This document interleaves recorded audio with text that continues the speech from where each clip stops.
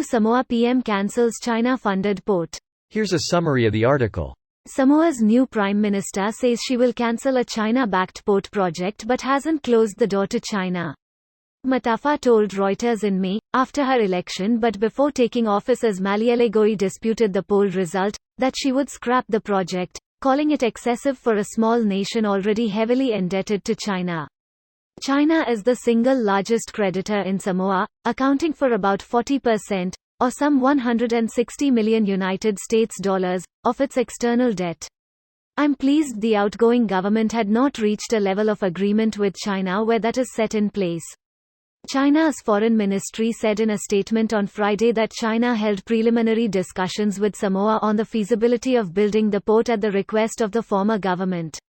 Matafa said China had been a long-term partner and her government would assess the relationship in the same way it evaluates all of its bilateral relations. I think as a new administration coming in we will do that for China and any other partner that we have, she said. This post received a score of 23,000, with an upvote ratio of 95%. Here are the top comments in response to this article. While everyone ITT is talking about corruption, don't forget that internal corruption accounts for only 3% of illicit outflows from the Global South.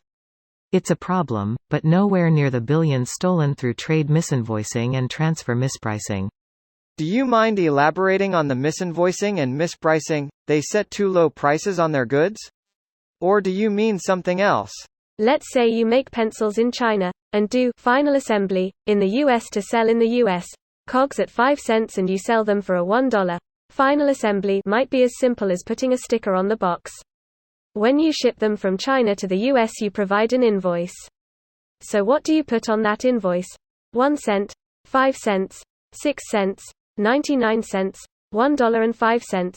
If you put 1 cent, China Corp would technically operate at a loss and pay no taxes at all in China. If you put 5 cents on the invoice, China Corp is going to operate at break-even and so pay no taxes in China, and your export and import tariffs will be low.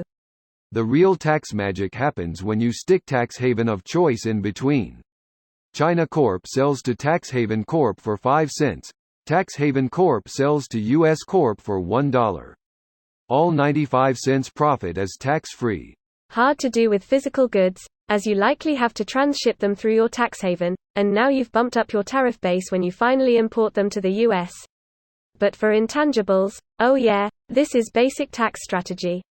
You just offset the goods with IP license fees to your tax haven co. This seems like she is inviting Westerners to invest in the port. I'll take it. Send them some Biden bucks. Like shucks bucks? OMG, I loved this shit in first grade. Countries are becoming more aware of the consequences caused by Chinese debt trap diplomacy. Congrats. Yeah, good for them. Now they only need to be aware of other traps, not just Chinese traps.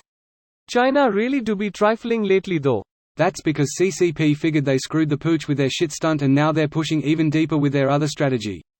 Ya know, if the carrot don't work, they need to be pushed back. China isn't ready to play at world level until they get rid of that ridiculous caricature of a dictator masquerading as a leader. Let's not forget that his immediate answer to the pandemic, on a personal level, was to vanish in thin air for a good while. The CEO of the massive U.S. corporation I work doesn't agree with you that China needs to be pushed back, because China provides nearly $1 billion in profits every year to his shareholders. This video was automatically created by Reddit to speech. The article and comments in this video were selected from Reddit according to their upvotes, and any paraphrasing was performed by smmry.com, without any human intervention.